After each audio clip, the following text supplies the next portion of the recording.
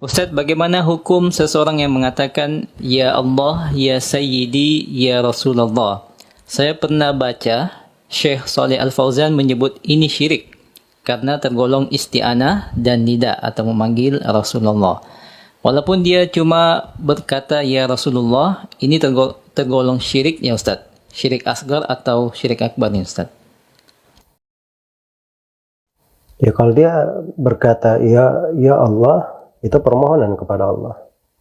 Ya Sayyidi, siapa yang dimaksud Ya Sayyidi? Kalau yang dia maksud adalah Allah, maka itu nggak ada masalah. Tapi ketika berkata Ya Rasulullah, nah itu dia berdoa kepada Rasulullah SAW.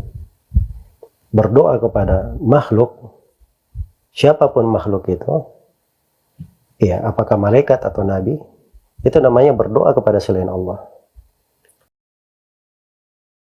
Meminta kepada selain Allah itu masuk ke dalam syirik akbar, membatalkan keislaman. Membatalkan keislaman. Karena itu tidak boleh ada yang, apalagi dia gandengkan dengan nama Allah, Ya Sayyidi, Ya Rasulullah, itu dia gandengkan, dia sejajarkan Rasulullah dengan Allah. Itu jelas masuk di dalam bentuk syirik akbar. Dan itu yang disebut oleh kaum musyrikin ketika mereka berada di dalam neraka. Mereka menyesali perbuatannya dan mereka sebab mereka sebutkan amalan mereka di dunia, itnu sawwikum bi rabbil alamin, kami di neraka bersama kalian wahai orang-orang yang berbuat kesyirikan, ketika kami jadikan kalian setara dengan Allah Rabbul Alamin. Maka menyamakan Allah dengan makhluk itu tidak diperbolehkan, apalagi dalam doa yang merupakan ibadah khusus hanya untuk Allah Subhanahu wa ta'ala. Wa annal masajida lillah fala tad'u ma'allahi ahada. Sungguhnya masjid-masjid itu milik Allah, anggota ibadah hanya milik Allah, jangan kalian berdoa kepada siapapun bersama Allah Subhanahu wa ta'ala. Semoga Allah memberi taufik kepada semuanya. Assalamualaikum warahmatullahi wabarakatuh. Ikhwan dan muslimin yang dimuliakan Allah, di dalam video dari salah satu Wahabi tersebut, yaitu Dzulqarnain, ada dua yang akan saya tanggapi. Pertama tentang nahwiyah dan sorfiyahnya, kedua tentang dalil atau hujjah yang dia sampaikan.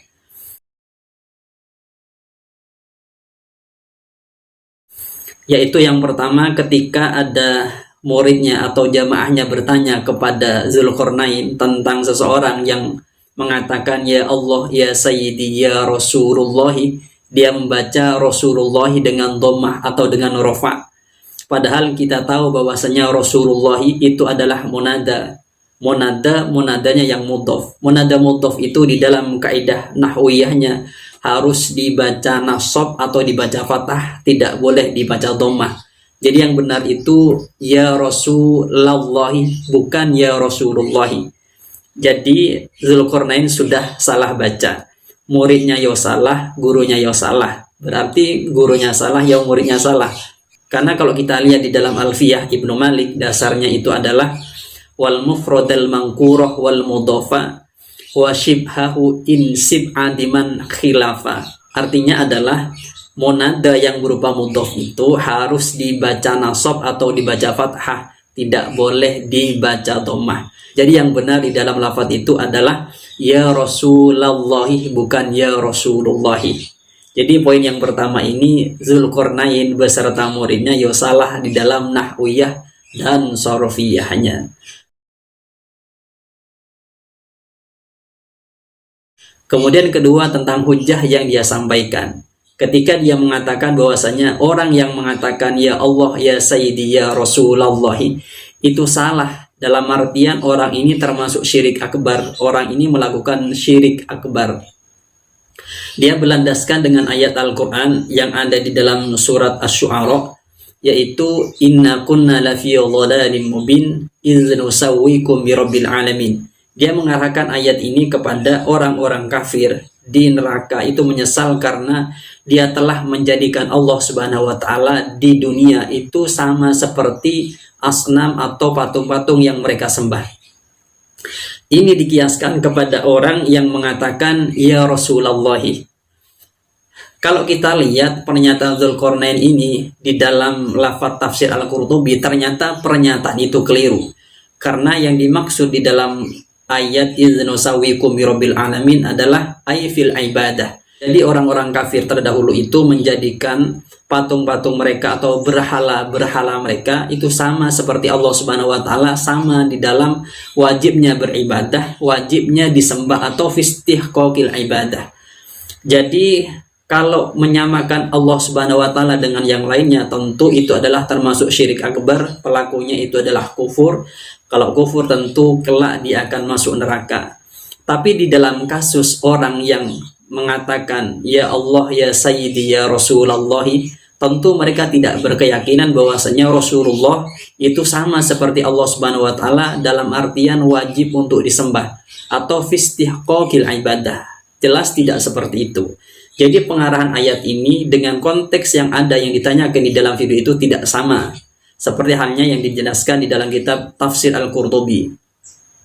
Kemudian kalau kita lihat juga di dalam tafsir Yahya, di sini dijelaskan idnusawikum birabbil alamin aynatakhidukum alihatan. Kami menjadikan patung-patung itu atau berhala-berhala itu sebagai Tuhan-Tuhan kami. Jadi mereka menjadikan patung itu atau berhala-berhala itu sebagai Tuhannya yang wajib disembah atau yang disembah. Sedangkan konteks yang ada ketika orang mengatakan ya Rasulullah, dia tidak menganggap Rasulullah itu adalah sebagai Tuhan yang wajib untuk disembah atau untuk fil ibadah. Kemudian juga kalau kita lihat di dalam tafsir At-Tabari, di sini dijelaskan idnusawikum birabbil alamin ay yaqulul ghawuna ayyadhalluna lilladheena ya'budunahum min dunillah tallahi in kunna lafi dhihabin 'anil haqqi hina na'dilukum birabbil alamin fana'budukum min dunihi. Artinya adalah kami telah berada di dalam orang-orang yang berpaling dari kebenaran karena kami menyamakan berhala atau patung-patung itu dengan Allah Subhanahu wa taala sehingga kami meninggalkan untuk menyembah Allah Subhanahu wa taala. Jadi orang-orang kafir itu di masa dahulu itu menjadikan berhala itu sebagai Tuhannya sehingga mereka tidak menyembah Allah Subhanahu wa taala. Oleh karena itu orang-orang kafir itu termasuk orang-orang yang melakukan syirik akbar sehingga konsekuensinya harus masuk neraka. Kemudian orang-orang yang mengatakan di zaman sekarang ini ya Rasulullah itu tidak berkeyakinan bahwasanya Nabi Muhammad SAW itu adalah Tuhan yang wajib untuk disembah, Tuhan yang dalam artian fistihqaqil ibadah. Tidak seperti itu keyakinannya. Nabi Muhammad SAW disebutkan dalam lafaz itu ya Rasulullah hanya sebagai wasilah saja, tidak lebih dari itu. Jadi konteks ayat ini dengan orang yang menyatakan ya Rasulullah itu tidak sama konteksnya. Dalam artian orang yang mengatakan ya Rasulullah tidak menjadikan Nabi itu sebagai Tuhan, dan orang musyrikin yang menjadikan patung-patung atau berhala-berhala sebagai Tuhannya itu memang untuk disembah, bukan untuk sebagai wasilah. Jadi dalam konteksnya itu berbeda. Jadi ayat ini dengan permasalahan yang ditanyakan di dalam video itu tidak nyambung. Dan kalau kita lihat di tafsir-tafsir yang lain seperti tafsir Maturidi, tafsir Baydawi, tafsir Al-Intisar itu sama, bahwasanya ayat itu diarahkan kepada orang-orang kafir terdahulu yang menjadikan berhala-berhala, patung-patung sebagai Tuhan sehingga mereka tidak menyembah Allah Subhanahu wa taala. Jadi ayat ini kalau dikaitkan dengan orang-orang yang mengatakan ya Rasulullah itu tidak benar, karena orang-orang yang mengatakan ya Rasulullah tidak menganggap Nabi itu sebagai Tuhan yang wajib untuk disembah atau fistihqaqil ibadah. Jadi poinnya di dalam ayat ini Dzulqarnain sudah salah menafsiri ayat, atau dalam bahasa lainnya Dzulqarnain ini telah menafsiri Al-Quran dengan ru'yunya sendiri. Masuk dalam hadis Nabi Muhammad SAW, man fassarah bi ra'yihi falyatabawa maq'adahu minan nari. Orang yang menafsiri Al-Quran dengan ru'yunya, dengan pikirannya sendiri, maka ambillah satu tempat di dalam api neraka atau di neraka.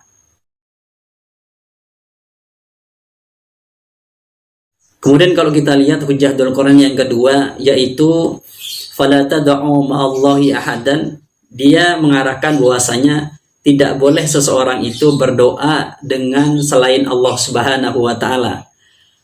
Kalau kita lihat di tafsir ayat ini, salah satunya di tafsir Al-Qurtubi, ternyata tidak seperti apa yang disampaikan oleh Dzulqarnain. Karena makna tad'u di sana itu tidak bermakna berdoa, akan tetapi bermakna ya'budu. Di sini jelaskan di tafsir Al-Qurtubi, yad'u ay ya'buduhu. Yang dimaksud yad'u adalah ya'budu, berarti menyembah.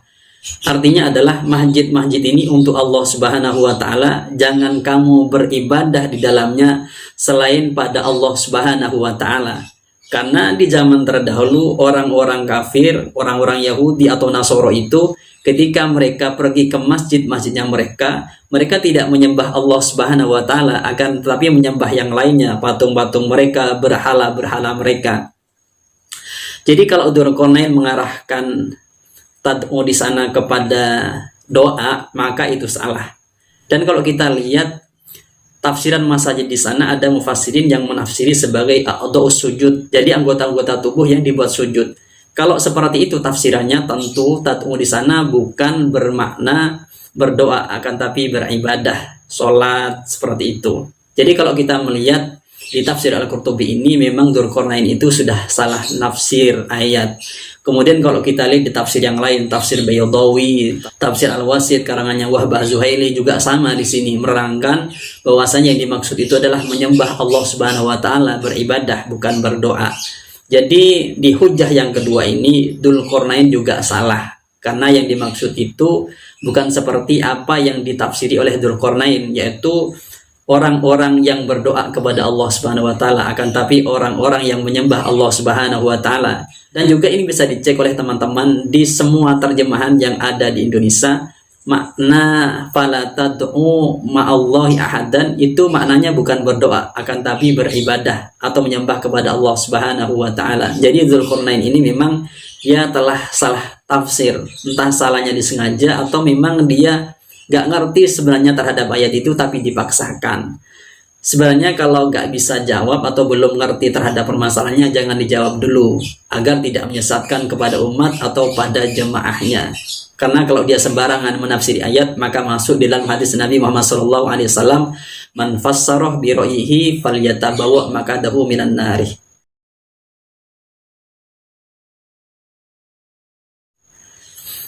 Kemudian pertanyaannya sekarang, bagaimana seseorang yang menyebutkan ya Rasulullahi, apakah itu termasuk orang-orang yang melakukan syirik akbar? Kalau kita lihat di dalam hadis Sunan Ibnu Majah atau Sunan At-Tirmidzi, di sini ada seseorang ketika zamannya Rasulullah SAW, yang mana orang tersebut matanya itu sakit dan meminta kepada Rasulullah SAW untuk disembuhkan penyakit tersebut. Kemudian Rasulullah SAW menyuruh kepada orang tersebut untuk sholat 2 rakaat dan berdoa. Doanya itu, Allahumma inni as'aluka wa atawajjahu ilaika bi Muhammadin nabiyyir rahmati. Ya Muhammadu, inni qad tawajjahtu bika ila rabbi fi hajati hadhihi lituqda. Allahumma fasyafi'hu fiyya. Di sini Rasulullah SAW mengajarkan ya Muhammadu disandingkan dengan lafaz Allahumma. Allahumma itu artinya ya Allah. Jadi memang menyandingkan nama ya Rasulullah dengan Allah itu sudah ada. Dan itu tidak termasuk hal yang syirik akbar, dalam artian bukan suatu amalan syirik akbar. Karena Nabi Muhammad SAW memerintahkan kepada sahabat untuk melakukan hal tersebut. Jadi kalau ditanyakan bagaimana seorang yang mengatakan ya Rasulullah, maka sama dengan orang yang mengatakan ya Muhammadu. Hal itu tidak apa-apa, bahkan itu hal yang disunahkan karena diperintahkan oleh Nabi Muhammad SAW. Ini bisa dicek di dalam kitab Sunan Ibnu Majah atau Sunan At-Tirmidzi. Jadi kesimpulannya, seseorang yang mengatakan ya Allah ya Sayyidi ya Rasulullah itu tidak apa-apa, bahkan itu disunahkan karena diperintahkan oleh Nabi Muhammad SAW. Kalau kita lihat fatwa dari ulama-ulama Wahabi yang ada di Timur Tengah tentang orang yang mengatakan ya Rasulullah, itu mereka masih menafsil, bisa kafir, bisa kufur, atau bisa tidak. Kalau hanya mengatakan ya Rasulullah, mereka katakan itu tidak apa-apa. Akan tapi ustadz-ustadz Wahabi yang ada di Indonesia itu sangat berbeda dengan syekh-syekh Wahabi yang ada di Timur Tengah, yang mereka adalah mu'tabar di kalangan Wahabi. Ya mungkin karena ustadz-ustadz Wahabi yang ada di Indonesia itu masih belum bisa baca kitab, sehingga fatwa-fatwanya itu sangat menyimpang dengan ulama-ulama Wahabi yang mu'tabar yang ada di Timur Tengah, apalagi dengan ulama-ulama mu'tabar di kalangan atau di luar Wahabi. Jadi kesimpulannya adalah di dalam video tersebut Dzulqarnain itu telah melakukan dua kesalahan besar. Pertama tentang nahwiyah dan sorfiyahnya. Dia membaca ya Rasulullahi, yang benar itu ya Rasulullahi. Kemudian kedua ayat yang ditafsiri oleh Dzulqarnain itu tidak sesuai dengan ulama-ulama mufassirin. Berarti dia menafsiri ayat Al-Quran itu dengan ro'yunya. Kalau menafsiri ayat Al-Quran dengan ro'yunya, maka masuk pada hadis Nabi Muhammad SAW, man fassarah bi ro'yihi falyatabawa maq'adahu minan narih. Barang siapa yang menafsiri Al-Quran dengan ro'yunya, maka ambillah satu tempat di dalam neraka atau di dalam api neraka. Mungkin itu yang bisa saya sampaikan. Harapan saya bagi teman-teman netizen, terutama teman-teman Wahabi, teruslah belajar sehingga kalian itu menemukan di antara orang-orang yang dijumpai mana yang lebih benar, mana yang lebih kuat hujahnya. Jangan memandang seorang itu karena dia ustadz saya atau dia karena begini-begini, tapi lihat hujahnya benar atau tidak. Semoga kita semuanya dapat hidayah dari Allah Subhanahu wa taala. Dari saya, semoga ini bermanfaat. Assalamualaikum warahmatullahi wabarakatuh.